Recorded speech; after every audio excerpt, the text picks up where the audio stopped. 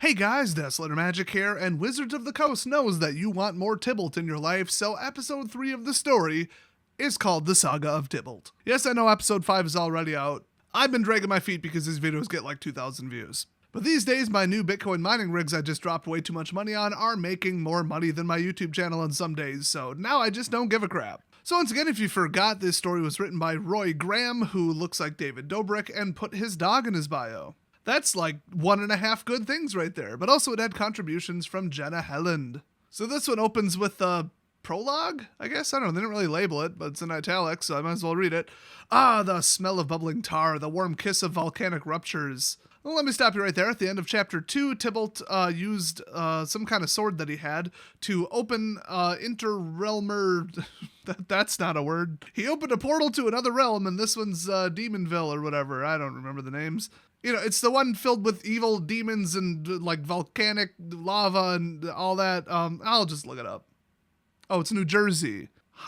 New Jersey Heim. So I guess this is like right after that. So after his chat with Kaya, obviously. So after all this time spent toiling in the frozen corners of this accursed plane, it reminds me of home. Oh, I don't know he was from Jersey. That's wonderful. If only every branch along that damnable world tree could be more like this Immersturm. Yeah, that's what it's called. If you ask me, all of Kaldheim would be improved with a touch more fire, a dash of anarchy, which, if I've done my job right, is exactly where we're heading. Remember, he wanted to start a war with, like, literally everybody, because it's fun to him. Everybody hates Tibalt.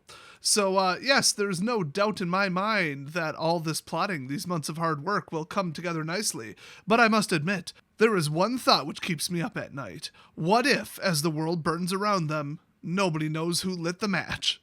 Well, then that means you did your job properly, just saying. This plane is lousy with storytellers. Listen long enough and all their tales blend together. They love to repeat the same drivel about good and evil, heroes and villains, right and wrong. Let's give them something fresh, a story to remember. A last saga of Kaldheim. And I promise it's got an ending to die for. Oh, come on. Did anybody else basically hear that in the Crypt Keeper's voice? So the first paragraph of the actual story basically says how everybody hates Tibalt and he goes around just causing trouble, so because eventually everybody's going to grow to hate him, he kind of travels around a lot to start fresh with making people hate him. So it says, when he arrived on Kaldheim, he met the horrible beast, and that is capitalized, so that is its name. Well, apparently this horrible beast, whatever it was intelligent because it had heard about Tibalt's many talents and desperately needed his help. I'm starting to think Tibalt wrote this because it says, the beast knew that a handsome and powerful planeswalker such as Tibalt would never stoop to helping a hideous, stupid monster unless his hand was forced. So the horrible beast snuck up on him one day and stuck Tibalt with a nasty, tricky sort of poison. He called this poison a seed, and the only way the horrible beast would remove it was if Tibalt caused a distraction on his behalf. I do wonder if this is Vorinclex because that really sounds like something he would do. Now get this. This is like the perfect end of the written by Tibalt saga here. What the monster didn't realize was that Tibalt had already been planning to stir up trouble in Kaldheim. That's fantastic. So while the wise and mighty planeswalker agreed to the horrible beast's terms, he was really only doing what he had meant to do anyway. So Tibalt's like, okay, they're not going to trust an outsider. I need them to, listen to one of their gods. So he's like, okay, I'm going to sneak up on the god of lies, the prince of tricksters, Valki. So he wrapped Valki in magical chains and brought him to the coldest, most remote realm he could find, Karfell. There was this frozen mummy of a king there who Tibalt had worked out a deal with. Ah, yes, the Undead Lost King, very powerful card. I don't really understand this deal. The whole point was Tibalt wanted to take on his appearance, so he didn't want, him running around saying, hey, that one's not me. But then he said, frozen mummy zombie king Narfi, the deal was that Narfi and his Dread Marn, which is his, army of zombies, would give him first pick of the treasure when the Doomscar started, if he agreed to leave Valki there, which he literally needed a place to hide Valki, so how's that a deal? Seems like Tibalt benefits on both ends of that. I don't really get it, but okay, whatever. So now Tibalt wanted to pay Cole the Forge Master a visit. He's the best dwarven smith in the 10 realms, of which there are more than 10 allegedly, but Wizards never elaborated on that.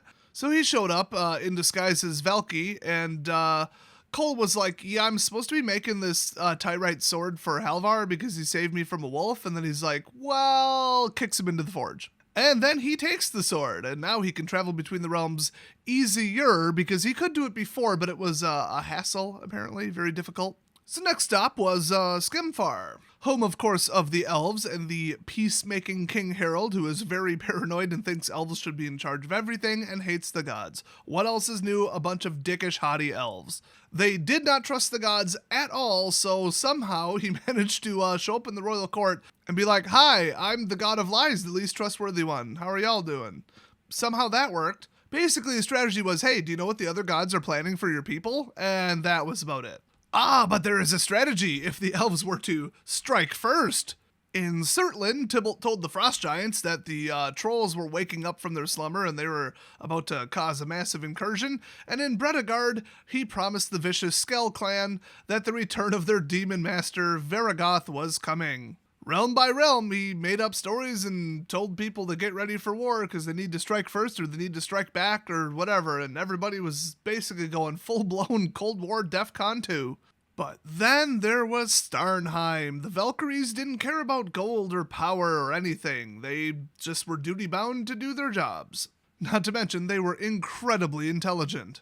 Well, he knew there was no talking his way out of this one, so he decided, hey, let's have somebody do the job for me because, I'm not powerful enough to take on every single last resident of Starnheim. But Koma the Serpent is. Now, he had been banned quite a long time ago by the new gods, the Skoti, from entering the realms because they thought that he would try to free one of the old gods that they had captured, or all of them or something like that. And so they cast a little magic spell that put up a little no snakes allowed sign on every single realm, and he had been in the cosmos between the realms ever since. And he was pissed. So Tibalt was like, hey, wait a minute, he likes destroying things, and he's super turbo pissed. Let's open a portal in the realm with the sword, because apparently that's a thing you can do, to use a sword made out of the sap of the great tree to cut open the magic protecting the realm. Magic cast by 10 gods. Yeah, I doubt it. And that would let Koma in, which would not go well. So finally, at the end of this astonishingly short chapter, actually, but packed with a ton of lore and a ton of interesting little, side story, the whole time this was going on, reveal stuff, so I loved it. It says that now he was in Inner Stern, or whatever, I keep getting these names wrong. He wanted to leave a path.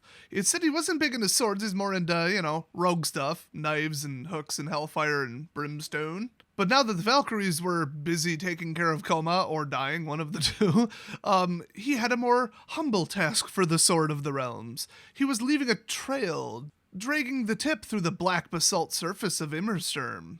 It was important, after all, that the Planeswalker follow him here. Now, I assume he's talking about Kaya. The end of the saga isn't written yet, but let me jump ahead and tell you how it ends. I mean, literally, I'm reading that. I'm not saying that. They're saying that. Tibalt kills the Planeswalker. Mwahaha. The last thing she sees as the life drains from her eyes is Kaldheim burning. All the realms together at last in one great and glorious conflagration. Boy, a super 10x Doomscar, that'd be something. Yeah, I think he's gonna fail. Hopefully he dies. Everybody hates him. I hope Kaya, pulls the spirit out of his body, kicks it in the nuts, puts it back, and then cuts his head off. Will that happen? Tune in for episode 4, that I'm also actually recording today, because this was really short. So leave a thumbs up if you're my fellow lore monkeys and you're more into the lore than the cards, especially given what the cards are doing to every format. Who didn't see that coming? Playtesting is dead, and I'll see you guys next video.